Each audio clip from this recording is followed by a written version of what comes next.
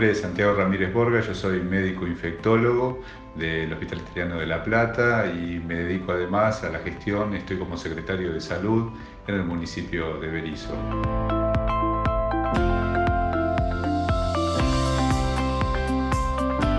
Estamos cursando en este momento la segunda ola de esta pandemia que nos viene azotando desde el año pasado, en el cual este año la realidad ha sido totalmente distinta. Hemos tenido un cambio en cuanto a la contagiosidad de este virus, en cuanto a las características de diseminación, en el cual realmente esta segunda ola ha hecho un impacto fuerte en lo que es la población y el sistema de salud a nivel nacional, y seguimos cursando esa segunda ola en el cual los casos lamentablemente de mortalidad que se agregan a esta alta tasa de contagios ha sido realmente alarmante,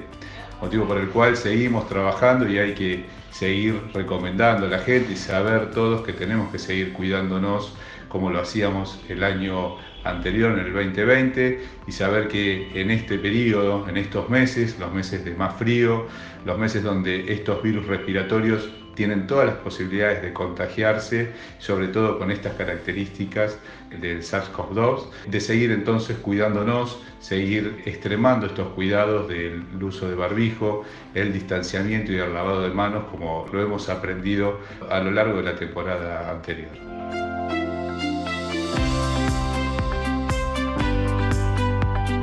Tema que vamos aprendiendo con el correr de esta pandemia es qué sucede con aquellos pacientes que cursaron la infección por el virus salvaje, y hemos visto, y este año se ha acentuado lamentablemente esta situación, que los pacientes, más allá de su alta epidemiológica, es decir, aquel paciente que cursó la infección y a los 10 días le decimos que ya puede estar de alta para volver a reinsertarse en la actividad porque epidemiológicamente tiene nulas posibilidades de transmitir el virus,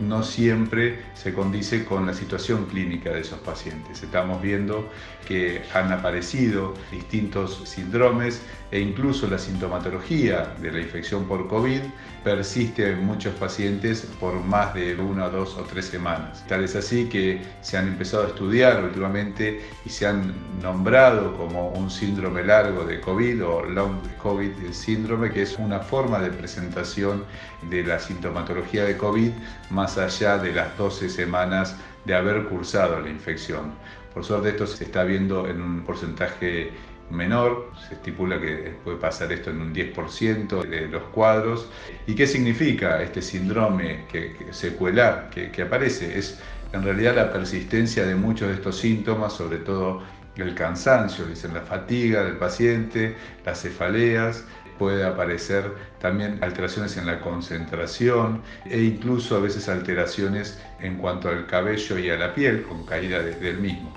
Estos cuadros son cuadros en análisis. Actualmente se está buscando realmente más información, se están estudiando estos pacientes que comentan que continúan con síntomas a pesar de ya tener el alta epidemiológica. Hay aparte de esto otros síndromes que pueden aparecer y estamos viendo a veces secuelas. Por suerte, como siempre decimos, en muy bajo porcentaje, pero pueden aparecer secuelas después de haber cursado estos cuadros infecciosos. Especialmente se hablan siempre de que este virus puede afectar toda la economía, es decir, todo el organismo de un paciente, y puede alojarse en órganos nobles como el corazón, sistema nervioso central, en el cerebro, en el hígado, en el páncreas, y entonces desencadenar muchas patologías que se manifiestan con el correr de los días a pesar de que el paciente ya está de alta. Es así que vemos con mayor frecuencia en los cuadros que comprometen las vías respiratorias, es decir, las neumonías, que pueden quedar secuelas a nivel pulmonar, por lo tanto a veces requieren un seguimiento, una evaluación de esa función respiratoria con un especialista, con un neumonólogo posterior a la salida del cuadro, sobre todo en aquellos pacientes que siguen manifestando esa falta de aire, decimos nosotros la disnea, esa falta de aire o la tos persistente, hacer la consulta con el especialista en pulmón.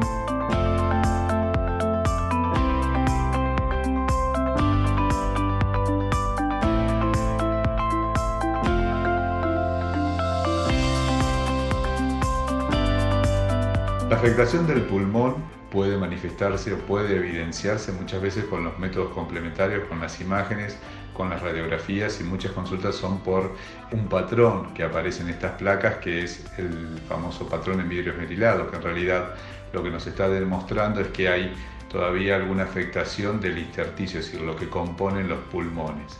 Eso generalmente va con el correr del tiempo desapareciendo, generalmente son fenómenos inflamatorios que se cronifican en estos pacientes que mantienen sus síntomas por muchas semanas, y en algunas circunstancias esa inflamación, si fue intensa, puede llegar a dejar algún tipo de compromiso, sobre todo si se mantiene en forma crónica, que pueden ser las famosas fibrosis pulmonares, que por suerte no se ven, o por lo menos hasta el día de hoy no tenemos una frecuencia alta de presentación. Por eso siempre decimos que es interesante que el paciente que continúe con síntomas después de haber cursado sus 10 días de aislamiento, que haga la consulta con el especialista para poder seguir a esa patología pulmonar a lo largo del tiempo y evidenciar si necesita algún tipo de tratamiento antiinflamatorio que corresponda.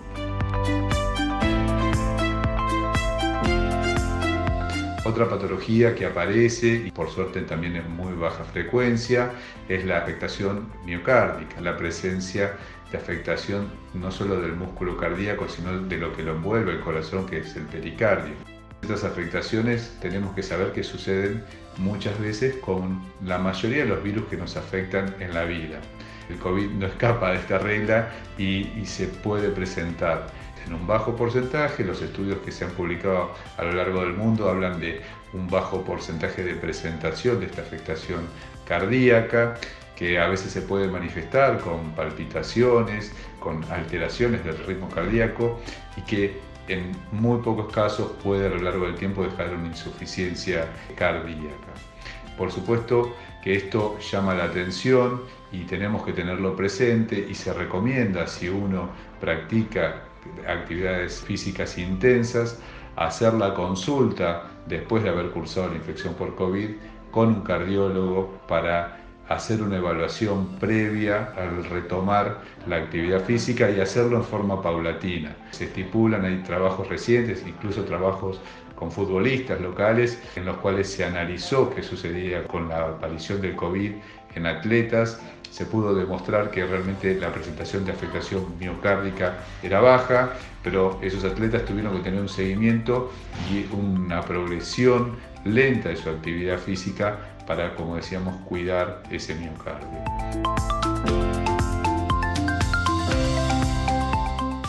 Otra de las afectaciones que estamos viendo es la afectación neurológica, y no olvidarnos también de la afectación renal. Muchas de estas afectaciones pueden ser propias por el mismo virus que daña las células, la estructura del parénquima cerebral, y muchas de estas lesiones también tienen que ver con los fenómenos inflamatorios que se están evidenciando con el correr de las infecciones. Entonces, en estos casos el paciente se puede manifestar con cuadros de pérdida de memoria o con cuadros en los cuales dificulta la concentración, el retomar las tareas cognitivas habituales.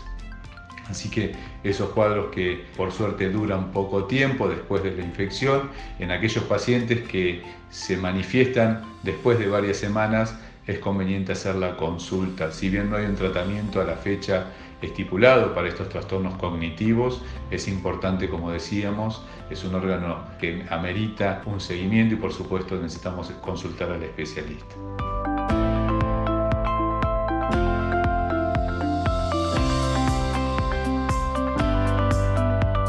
La afectación de otros órganos, como puede ser el hígado y el páncreas principalmente, ha sido demostrada en el periodo agudo. Ni bien ocurre la infección, el virus se disemina por distintos órganos y puede afectar particularmente a estos dos. El páncreas y su afectación muchas veces se manifiesta clínicamente con la aparición de cuadros como ha sido cuadros de diabetes incipiente, pacientes que no tenían antecedentes previos, pacientes jóvenes, lo hemos visto recientemente en pacientes jóvenes, que su debut del cuadro de diabetes ha sido asociado a la infección aguda por COVID y que muchas veces ha hecho que estos pacientes tengan una comorbilidad y una complicación asociada e incluso una letalidad mayor. Por lo tanto, es importante que en aquellos pacientes que tengan cuadros severos relacionados con COVID tengan un seguimiento, tengan una evaluación por un médico clínico y en los casos que ameriten hacer una evaluación por laboratorio para